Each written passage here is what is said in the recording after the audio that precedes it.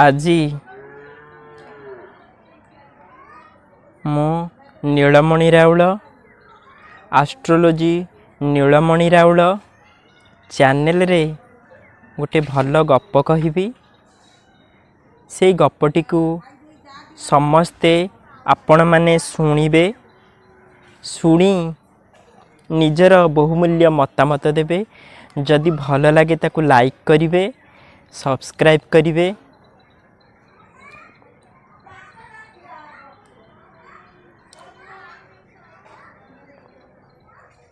ଗୋଟେ ଗାଁରେ ଗୋଟେ ବ୍ରାହ୍ମଣ ଶାସନ ଥିଲା। ବ୍ରାହ୍ମଣ ଶାସନ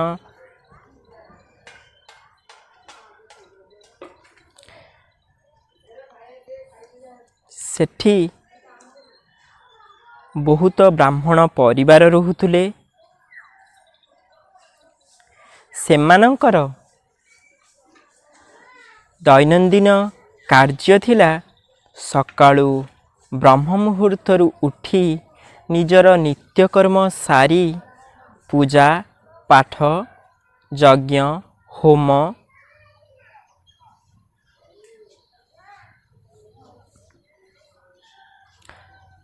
ବହୁତ ମନ୍ତ୍ର ଉଚ୍ଚାରଣ ସବୁ କାମ କରନ୍ତି। ସେଟା ତାଙ୍କର ନୀତିଦିନର ବେଉସା ବା କର୍ମ ଥିଲା।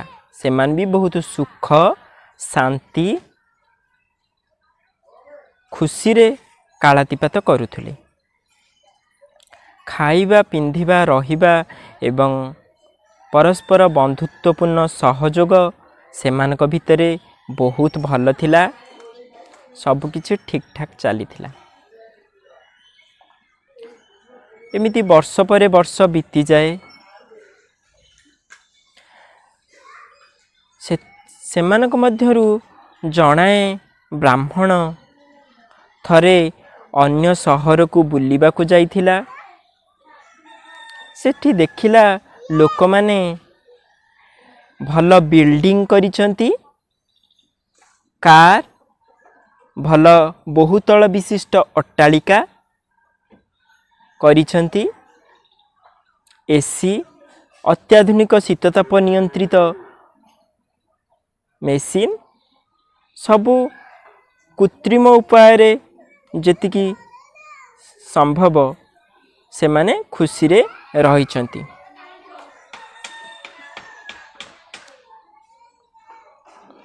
ଏହାକୁ ଦେଖି ସେଇ ବ୍ରାହ୍ମଣ ଜଣକ ବହୁତ ଲୋଭ କଲା। ଭାବିଲା ଏମାନେ କୋଉଠୁ ଏତେ ଟଙ୍କା ଆଣୁଛନ୍ତି, ଏତେ ଗାଡ଼ି ମେସିନ୍ ଘର, ମାର୍ବଲ ପଡ଼ିଥିବା ଘର, ସୁନ୍ଦର ଚାକଚକ୍ୟ ବେଶ ପୋଷାକ, ସୁନା ଗହଣା ଏମାନେ ସବୁ ପାଉଛନ୍ତି। ଏମାନେ କ'ଣ ଏମିତି କରୁଛନ୍ତି? ଏହା କହି ଜଣେ ତାର ସେଠି ଜଣେ ଅନ୍ତରଙ୍ଗ ବନ୍ଧୁ ଥିଲା, ତାକୁ ସେ ପଚାରିଲା, କହିଲା ତୁମେ କ'ଣ ସବୁ କରୁଛ? ତମକୁ ପଇସା କୋଉଠି ମିଳୁଛି ଏତେ ସବୁ ଜିନିଷ ଆଣିବା ପାଇଁ? ସେଇଠୁ ସିଏ କ'ଣ କଲା, କହିଲା ଆମେ ଏମିତି ପ୍ରତ୍ୟେକ ଦିନ ଆମ ଚୁଲିରେ ସବୁ କାମ ସରି ସାରିଲା ପରେ ଆମେ ଏମିତି ପାନ ଖାଇକି ରାଉଳ ଗୁଣ୍ଡି ଖଇନି ଖାଇକି ଆମେ ଏମିତି ପାନ ଛେପ ପକାଉ ସେଇ ଚୁଲି ଭିତରକୁ। ସେ କହିଲା ବାସ୍ ଏତିକିରେ ତୁମେ ମାନେ ଏତେ ଧନୀ ହେଇଗଲ? ଆମେ ମାନେ ଯାହା ଥିଲୁ ସେଇଆ ହେଇକି ଅଛୁ। ସେଇଠୁ ସେ ପଳେଇ ଆସିଲା। ତାକୁ ଭାରି ଲୋଭ ଲାଗୁଥାଏ ଏମାନଙ୍କର ଧନ ଦେଖି, ପଳେଇ ଆସିଲା। ଏମାନେ ବି ବହୁତ ସୁଖ ଶାନ୍ତିରେ ଥିଲେ। ଏ ଯେଉଁ ବ୍ରାହ୍ମଣ ଶାସନର ଲୋକମାନେ ଶିକ୍ଷା ଦୀକ୍ଷା ପାଠ ଶରୀର ସୁସ୍ଥ ମନ ସୁସ୍ଥ ସବୁ ଭଲ ଥିଲେ। କିନ୍ତୁ ସେମାନେ ଯେତେବେଳେ ଅନ୍ୟମାନଙ୍କୁ ଦେଖିଲେ, ଅନ୍ୟମାନଙ୍କ ସହ ତୁଳନା କଲେ, ଭାବିଲେ ଏମାନେ ତ ବହୁତ ଭଲରେ ରହୁଛନ୍ତି, ବହୁତ ଟଙ୍କା ପାଉଛନ୍ତି, ଆମେ ଏଇଭଳି ହବୁ। ନିଜର ବେଉସା ନିଜର ବୃତ୍ତି ନିଜର କର୍ମ ତାଙ୍କୁ ଯାହା ଭଲ ଲାଗୁଥିଲା, ଗୋଟେ ସମନ୍ୱୟ ଗୋଟେ ସନ୍ତୁଳନ ରହୁଥିଲା, ସେ କାମକୁ ନ କରି ଏମାନେ ଯେଉଁ କାମ କରୁଛନ୍ତି ଆମେ ସେଇ କାମ କରି ଧନୀ ଆହୁରି ଧନୀ ବହୁତ ଧନୀ ହବୁ। ସେ ପଳେଇ ଆସିଲା ଗାଁକୁ, ସେ ଗାଁରେ ରହିଲା। ତା ସ୍ତ୍ରୀ ପଚାରିଲା, କହିଲା ସମସ୍ତେ ତ ଧନୀ ହେଇଗଲେଣି, ସମସ୍ତଙ୍କର ତ କାର ଗାଡ଼ି, ଭଲ ଏସି, ଭଲ ଘର, ଭଲ ବେଶ ପୋଷାକ ଡ୍ରେସ୍ ସବୁ ଅଛି, ଆଉ ଆମେ କ'ଣ କରିବା? ସେଇଠୁ ସେ ତା ସ୍ତ୍ରୀକୁ କହିଲା ରାତିରେ, କହିଲା ମୁଁ ଯାଇଥିଲି ଏମିତି ଗୋଟେ ସହରକୁ, ସେଇ ସହରରେ ମୋତେ ଜଣେ କହିଛି ଏମିତି କରିବାରୁ ତାଙ୍କର ବହୁତ ଧନ ସମ୍ପଦ ଆସୁଛି। ସେ କହିଲା ହଉ ଠିକ୍ ଅଛି। ତାପରେ ସିଏ କ'ଣ କଲା, ଗଲା ତା ସ୍ୱାମୀ ତାର ଯେମିତି ପୂଜା ପାଠ ମନ୍ଦିର ଯାଗ ଯଜ୍ଞ ହୋମ କରିବା କଥା ସିଏ କରନ୍ତି, ପଳେଇଲା। ଏଇ ଯେଉଁ ସ୍ତ୍ରୀ ଲୋକ ଜଣକ ସିଏ କ'ଣ କଲା, ଧନୀ ହେବା ପାଇଁ ସିଏ ଯେଉଁ ପାନ ଖାଏ, ରାଉଳ ଗୁଣ୍ଡି ଖାଏ, ସିଏ କ'ଣ କଲା, ପାନ ଛେପକୁ ପକେଇଲା ସେଇଠି, ସେଇ ଯଜ୍ଞ କୁଣ୍ଡରେ ପକେଇଲା, ହୋମ କୁଣ୍ଡରେ ପକେଇଲା ଯେମିତି। ତାପରେ ସକାଳୁକୁ ଯେତେବେଳେ ପାଉଁଶ ବାହାର କଲା, ସେତେବେଳେ ଦେଖିଲା ଯଜ୍ଞ କୁଣ୍ଡରୁ ସୁନା ବାହାରୁଛି। ସେଇଠୁ ସେ ସେଇ ସୁନାକୁ ଦେଖିଲା, ରଖିଦେଲା। ସିଏ ଭାବିଲା ଏଇ ଯଜ୍ଞ କୁଣ୍ଡକୁ ଯଦି ପାନ ଛେପ ଖଙ୍କାର ପକାଯାଏ ତାହେଲେ ବି ସୁନା ବାହାରିବ।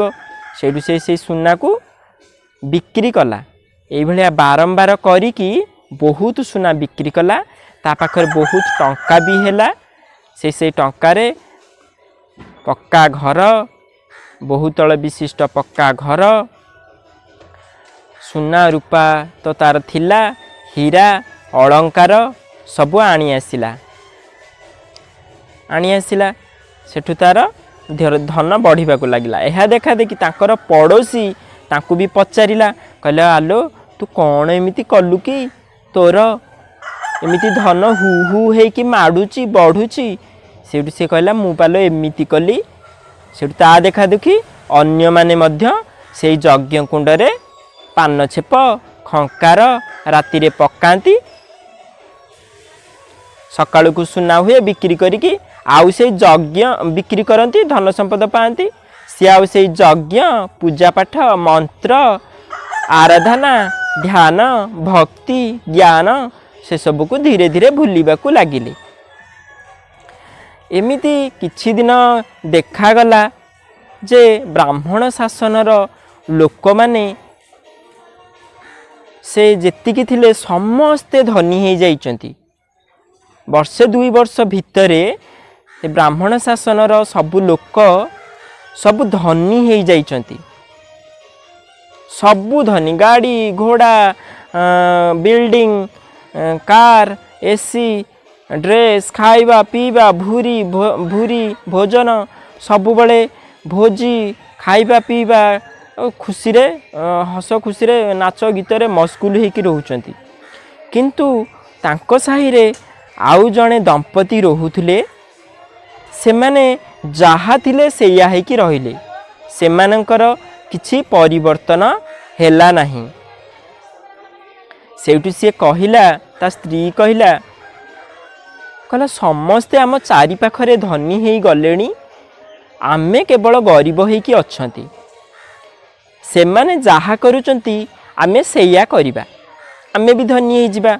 ତା ସ୍ୱାମୀ କହିଲା ତା ସ୍ତ୍ରୀକି ବୁଝେଇଲା, କହିଲା ନା ଲୋ ଏମିତି ଆମେ କରିବାନି। ଆମର ଯେଉଁଟା ବୃତ୍ତି ବେଉସା, ଆମକୁ ଯାହା ସୁଖ ଶାନ୍ତି ଭଲ ଲାଗୁଛି, ଆମର କିଛି ତ ଅଭାବ ନାହିଁ। ଅବଶ୍ୟ ସେମାନଙ୍କ ଭଳି ଗାଡ଼ି ଘୋଡ଼ା ନାହିଁ। ଏହା କହିକି ବୁଝେଇଲା। ତା ସ୍ତ୍ରୀ ସେଠୁ ମନ ଦୁଃଖରେ ରହିଲା, କିଛି କହିଲାନି। ତାପରେ କିଛି ଦିନ ଗଲା ପରେ ସେ ସାହିରେ ଥିବା ଅନ୍ୟ ସମସ୍ତ ବାସିନ୍ଦା ତା ସ୍ତ୍ରୀକୁ ଦେଖେଇ ଶିଖେଇ କହିବାକୁ ଲାଗିଲେ, କହିଲେ ଏଙ୍କର ଏକା ଗରିବ ଅଛନ୍ତି, ଆଉ ସବୁ ଆମେ ଧନୀ, ଆମର କର୍ମ ପୁରା ଠିକ୍ ଅଛି, ଆମେ ପୁରା ଠିକ୍ କର୍ମ କରୁଛୁ, ସେଥିପାଇଁ ଆମର ଖାଲି ଧନ ହୁ ହୁ ହେଇକି ବଢ଼ୁଛି, आमे पूरा भल लोक ये खराब लोक से या पाखे धन जमा ना ये कौन कर्म करुँच कि मंत्र कि पूजा करुँच केजाणी एमती देखे शिखे कि कहले पुणी किछि दिन गलापर से साहिर लोक मैंने भी एमती भी कहले कहले या मुह देखिले भी आम खाइबा पाइबुनु आमे समस्ते सुना हीरा पिंधुचु केते मजा मस्ती नाच मसगुल रोचु निशा फिशा नहीं झुलुचु झुमुचु डिस्को डांस जाऊचु बार फार नाचुचु आमर सब भल ये को देखिले ये पूरा मानधाता गाँवली ये कौन एमती कहले सी आसिक पुणी कांदिकी ता स्वामी पाखरे कहला मते एमिति सेमिति कहउचंती आउ कहउचंती एंकर गरीब आउ एंकर किछि कर्म ठीक नहीं आउ आमे सब कर्म करिके आमे गाड़ी घोड़ा सब करि पकेलुनु एमिति कहला ता स्वामी पुणी बुझेला कहला ना लो तू कहा कथा सुनुनी आमे हमर आमको जो कर्म आमको ठीक लगुच आमे तो कहार क्षति करू नांती आमे सेई क्षति न करिकी आम कर्म करी आमे तो खाइबा पीबार किछि असुविधा नहीं पिंधिबा रहिबा सबुतिरे आमे काई ताको सहित तुलना करिबा हैला एमतिया कहला से एमती ताको बुझेई दिए से जो ता स्वामी जनक ता स्त्री की बुझेई दिए सेठू एमती किछि दिन होला ताको बहुत कहले एमती सबु लोक कहले कहले तुम्हें माने खराब तुम मानकर तुम्हें जहा थिलो सेया हेइच तमे जम्मा परिवर्तन होउन कौन एमती बहुत देखे शिखे कहले से स्त्री कांदिला कहला आमे आउ ये साहिरे आउ रहिबारी आमको दुनिया लोक दुनिया कथा कहले आमे चलो पळेइबा सेठू ता स्वामी कहला ना ना आमे गले बहुत अनिष्ट हबा आमे जिबा नहीं सेठू से कहला कौन अनिष्ट हबा आमको तो समस्ते सेठू से ताको बुझेइला ता स्वामी ता स्त्री की एमती बुझेइला परे सेठू जमती स्त्री अति बाध्य कला स्वामी कहला हो ताले आमे चल आई गाँ छाड़ी ये साही छाड़ी आमे पळेइ जिबा सेठू से माने पळेइ गले से माने जाइचंती गाँर शेष मुंडरे पहुँची दूररू थाई से गाँर दृश्य देखिले से माने से गाँरे समस्ते हो हल्ला पाटी तुंड शुभुची घरे सब निया लगी जाइची समस्त घर सब ध्वंस पाई जाइची खाली बहुत अनिष्ट अनर्थ होउची लोक सब डहल विकल धाईचंती एणे तेणे एमती हेकी से माने धाइले ता स्त्री सेठू आ करिक अनेची ता स्वामी की कहला जे कहला कौन सब है कहला मु तते कहूली ना आमे से जागा छाड़ी जीवा नहीं आमे जदि चली जीवा ताहले ए अंचलर बहुत क्षति हब से कहला ओहो तुम्हें मते सेटा बुझेइलनी से कहला तते तो सही कथा कहूली आमे जीवानी आमे आमे आम जगार ठीक रे अछंती आमे काहे जीवा सेठू से कहला मु भूल बुझी पारली एई गप्पटी आमे कौन जानिले एई गप्पटी जानिले समाज रे बहुत भल लोक अछंती खराब लोक थाई पारंती किंतु भल लोक भी अछंती जो माने सबु बेले अन्य मानकर मंगल कामना शुभ भावना शुभ संकल्प बहुत भल ही भाभी थांती अन्यर उपकार करती समाधान स्वरूप बनी थांती विघ्न विनाशक होई थांती संकट मोचन होई थांती सेमानक जोगु समाज रे गोटे संतुलन रहे समाजर लोक माने सुख शांति रे रहंती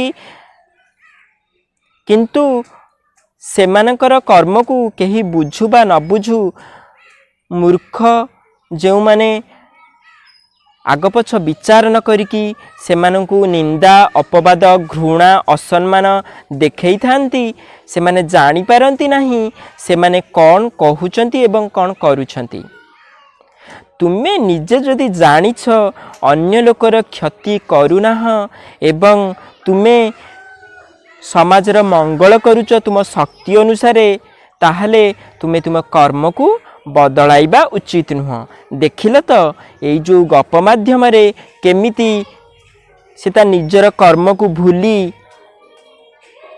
अन्य मानकर कर्म अन्य मानकर प्ररोचन रे लोभरे बशवर्ती होई केमिति समस्ते निज निजर अस्तित्व हरई बसिले निज गोड़े निजे कुराड़ी मारिले धनी हवा लोभरे समस्ते केमिति